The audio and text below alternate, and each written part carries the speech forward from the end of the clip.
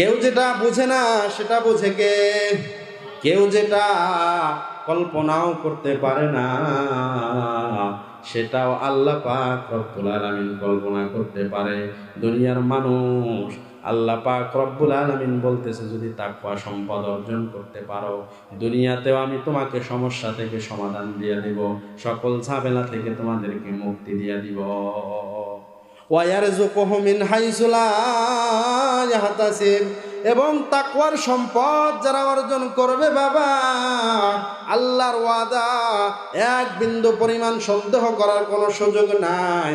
আল্লাহ পাক রব্বুল আলামিন বলেন, দুনিয়ার মানুষ যদি মুত্তাকি হইতে পারো তাহলে তোমাদের রিজিকের ব্যবস্থা যিনি করবে তিনি কে?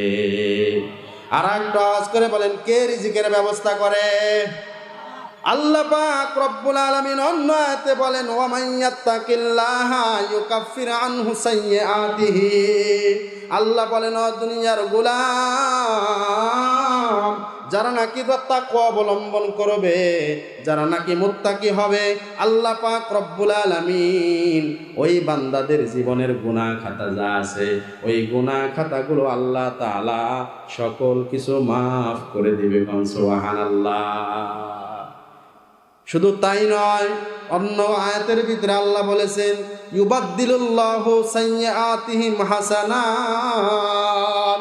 আল্লাহ বলেন, তাকওয়ার সম্পদ নিয়া যেই বান্দা দুনিয়ার জমিনে চলবে, আল্লাহর কাছে ক্ষমা চাবে, আল্লাহ পাক রব্বুল আলামিন শুধু গুনাহ মাফ করবে তাই নয়, বরং আল্লাহ এই বান্দার সমস্ত গুনাহগুলোকে সওয়াব দ্বারা পরিবর্তন করে দিবে।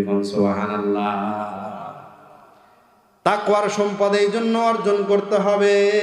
তাকওয়া অর্জন করার দরকার আছে না নাই? কথা কোন আছে না নাই?